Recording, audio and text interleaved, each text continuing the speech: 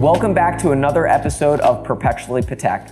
Today, Tim and I are going to be speaking to you about precious metal timepieces across many different complications. We've done many episodes about steel Patek, both sports models and more recent Strat models, but today we want to focus on precious metal timepieces of different complications. Yeah, I think everything that we've said in the past about steel Patek, we covered the sports watches, we covered the sort of emerging class of steel dress watches, and of course in the world of Patek you have to be either royalty or at an auction of some kind to get one in titanium.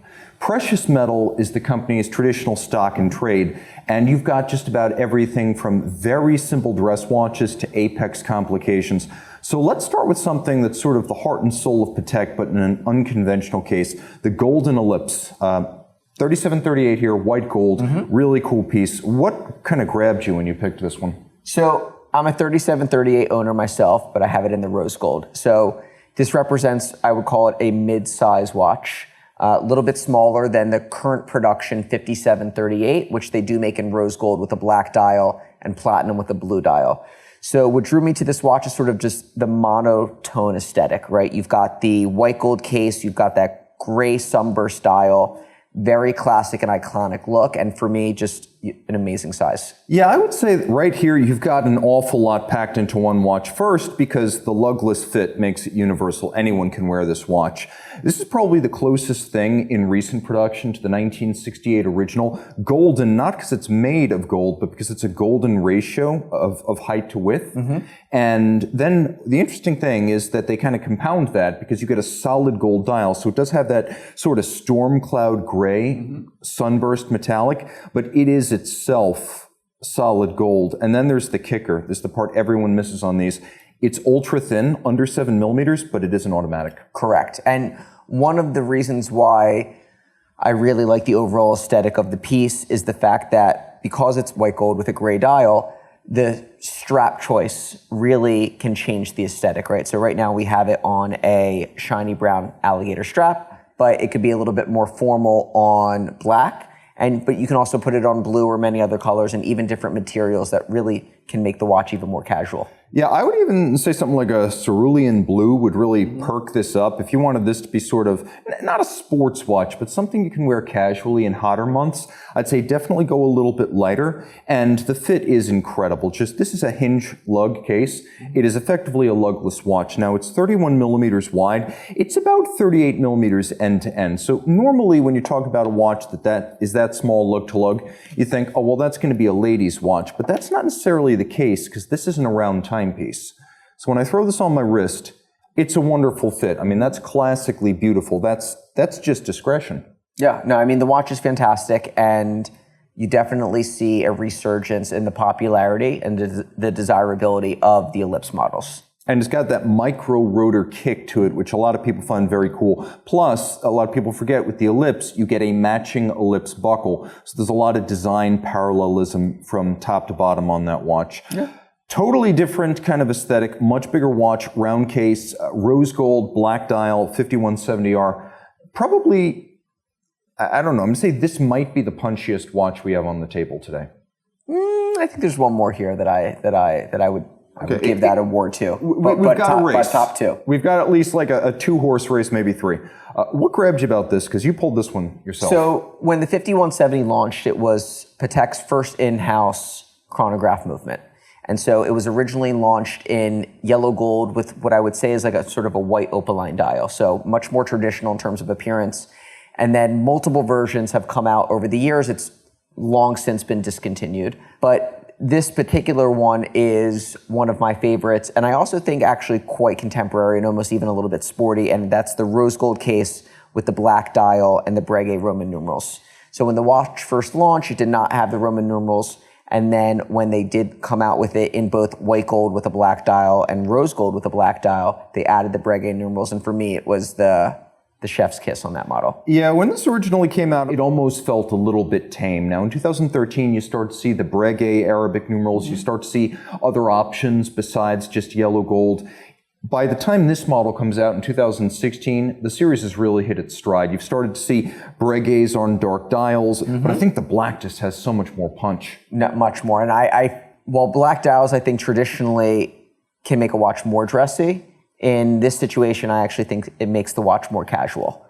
Yeah, without a doubt. And if you wanted to really light this on fire, you would go with a red contrasting stitch on a black strap, and this would absolutely punch above its weight. I'll also say this, the original 5170 was a great movement, I think, looking for a more audacious case. And that part, the 29535, that is still perfect. We talk about precious metal, and what is the ratio at Patek, precious metal to steel, roughly these days? I mean, I don't know the exact percentage, but I believe that steel is supposed to be less than 25% of production. So precious metal obviously is a much greater percentage of the overall units, but obviously every single watch is made in itself in small quantities. And here's how that 80% precious metal becomes deceptive. You have so many models and so many variants and so many combinations of case and dial and movement. And by the time you break down any given precious metal watch, especially when it's something like a lateral clutch complication, you find out that they're actually pretty exclusive in their own right. Very much so. And I was a big fan of this reference. As I mentioned, it was discontinued several years back with a platinum version of the watch that was only produced for about a year and a half. That's almost, I would say, like a cult favorite amongst collectors. And again, I think that these 5170s, with where they're priced in the market right now, offer a tremendous value to the collector.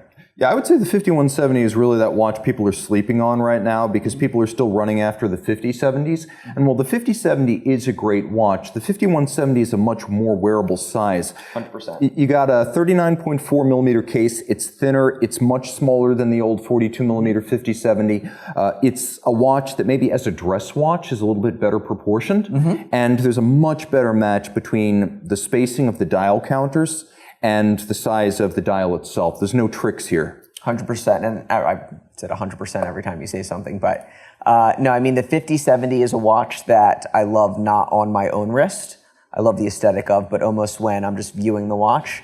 This is a watch that I just think that when I try it on, it feels and fits much better. Yeah, I think a lot of people would love to frame the 5070 and put it up as almost like a vitrine in their house, whereas the 5170 is probably the one you wear and you own to wear. 110%. Okay, so now we're well into Spinal Tap territory there. So let's talk about a watch that takes it to 11. This is a really cool piece because we talked about the evolution of the 5170 and how it started out super conservative, and the same was true of the 5270. I mean, 2011, white gold, no tachymeter, a very light colored dial on a pale case. It didn't have a lot of visual brass knuckle to it. This definitely does. This came out in 2018. Tell me all about it. So this is the only watch on the table that's still in current production. This is the 5270/1R. The /1R meaning that the watch is on a rose gold bracelet. So we've got rose gold bracelet, black dial. Just, again, a beautiful combination that lends itself to being what I think is a little bit sporty. You've got a special feature here at the top of the bracelet that allows the pusher mechanisms to be activated without having to remove the bracelet, which is something that you find on these grand complication Patek Philippe bracelets when a pusher is needed. It's the only 5270 that has been produced on a bracelet, and for me, it's another one of those watches that I do think, at least as far as the secondary market goes, is very much a sleeper watch and often overlooked. Now, this is a watch for a really intense kind of personality. This is for a guy who's hard driving, outgoing. You drive the convertible instead of the hardtop. You drive the Ferrari instead of the Porsche. Sorry, I know you're a Porsche guy. But this is for the guy who's going Mach 2 with his hair on fire, to take the old Top Gun turn of phrase and apply it to a watch. There's a lot to love here, and a lot of people overlook this, because the same year this came out, in 2018, we had the Salmon Dial Platinum, which was itself a first. What's really cool here is that there's a lot fewer of these than there are salmon dials out there. A lot more expensive because of the presence of the full bracelet, but also something that is not just, I think, dispositionally better suited to a place like Miami, Los Angeles, the French Riviera. The presence of the bracelet makes it easier to wear in hot weather, and I can't overstate that. It's a well-vented bracelet. There's no strap replacement cost. It's easy to clean off. It's a watch that wears comfortably in really hot weather. And it was also, for me, the attention to the detail on the dial, right? So you've got the rose gold hands and indices that match the case. You have that sort of brush finished chronograph hand there that's differentiated from the others, but just has like a beautiful tone to it. And then particularly the apertures there are black so that they match the dial, and everything is just crisp and gorgeous. And it's part of a great continuity. I mean, really going back to the beginning of the 1940s, 1941, Patek starts the series production perpetual calendar chronograph, and we went from watches that were relatively conservative back in the old days to something now that I think has found a nice balance between size and tradition. So at 41 millimeters, I would say this is neither undersized nor oversized. If you go back even to the early 2000s with the 3970, that's a 36 millimeter watch. I think 41 is a good size for modern men's dress complication. And it's got just a little bit more wrist presence because of the solid end links to the bracelet. And I think that's a good equilibrium. Yeah, no, and very often when a watch is, whether it's launched or it's something from the past, I'll often think to myself, like, what would I have done differently, or how would I have executed this watch with perhaps a different dial? And for me, I always come back that this, for me, is the number one execution that I can come up with. So a really cool piece, again, based on the same movement you'll find in the 5170, but the addition of the perpetual calendar with the moon phase makes it part of that sort of Patek Philippe royalty class of perpetual chronos. Okay, so we go from a chrono that is very, very complicated to a watch that is arguably the bare minimum necessary to be called a chronograph. Tell me all about the 5975P. So the 5975P, this is actually the first one that we've had available and call it in our collection, was a watch that was launched for the 175th anniversary of Patek Philippe. So whenever, on all of the 25-year anniversaries, they have a celebration and they launch a series of different watches in limited numbers. A one-year catalog. Yeah, basically. one-year catalog in limited numbers. And so when they launched this particular watch, they launched it in all of the different precious metals. They launched it in yellow, rose, white gold, and platinum. The white gold, yellow gold, and rose gold versions of the watch were, call it, available at retailers globally. And the platinum version with the black dial was only available at the Patek Salon. And so this was also produced in lower numbers versus the other precious metals. So this to me was, again, when we were talking picks on the table, the number one heavy hitter punch watch. You've got a platinum case, black dial, and you've just got the most interesting tachymeter scale that you've ever seen on a watch in your life. Yeah, and like you were saying about this watch being more exclusive, the gold versions were made in 400 pieces each. The platinum model was made in only 100, and you've got by far the most intriguing aesthetic here. What you've got is a dial that has tachymeter, telemeter, and pulsometer. It has a flyback chronograph, but it's only got a seconds hand, which is all you need to use those scales. The tachymeter gives you speed, the telemeter gives you distance, and the pulsometer gives you pulse extrapolated 2 beats per minute. And it's a beautiful little thing. God is sort of in the details here. You were mentioning the matted chronograph hands on the 5270, and we've got that sort of matted finish on the chrono seconds hand too. Now, the underlying movement is an automatic here, even though it's a solid case back, and that's done for the reason of including the dedication to the anniversary year, but also to make it thinner. And a lot of people forget that a solid case back is thinner. You've also got a dedication to the anniversary year on the buckle. So this is a non-generic buckle. It only comes with this model. You've got the diamond between the lugs to verify that this is a platinum Patek Philippe of the modern era. And then you've got a hell of a lot of articulation on the case. You've got a conical bezel, you've got stepped lugs, you've got lug fluting. This is one of the most interesting case designs Patek has launched since it really took over the manufacture of its own cases in earnest. Correct. And so, given that this watch has a black dial, it is the only watch of the 4 that had a differentiated color dial. The other 3 had the same dial. It was like a silver opaline dial. So this one, in my opinion, lends itself to being, again, you can wear this watch dressy. You can wear this watch a little bit more sporty if you'd like. You can change the straps. There's plenty of things that go with a white metal black dial watch.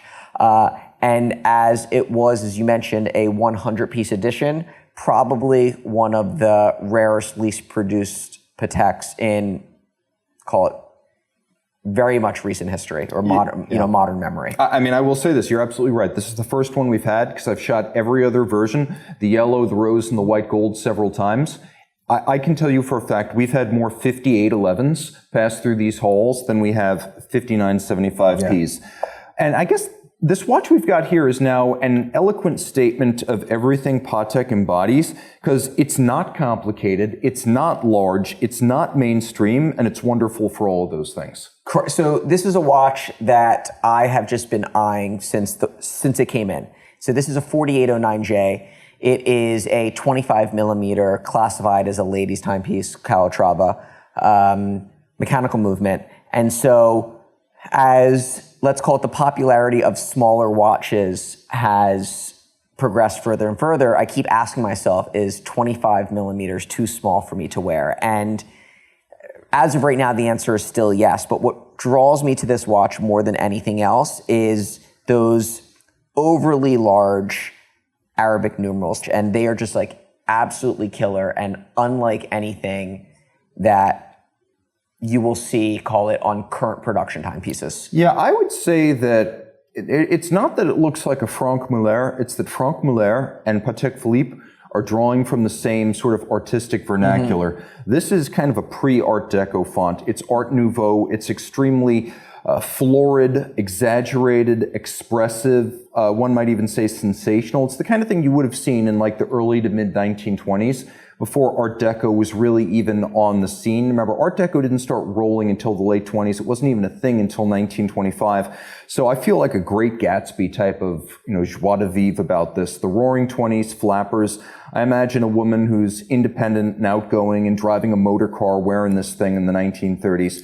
A deployment buckle, I mean, and a properly sized. It's not like this. It's not like it's got this big man-sized thing. It's got a properly proportioned Patek clasp on just it. The whole watch is just, to me, so cool. And again, I haven't seen another one like it. Yeah, it's like a very miniature, like 3919 with almost the cool style, like a Gustav Klimt kind of kick to it. And yeah, it's one of those hobnail bezel Calatravas. So it's still very much a Patek Philippe. Yeah. I do think at this point 25 is too small for a man. Okay. Unless you're wearing it, I would say the only way that would work for a guy is if you're one of those guys who's got like a bunch of bracelets, and this is like sharing wrist I was space. Even thinking that this watch would be very interesting on a double wrap strap.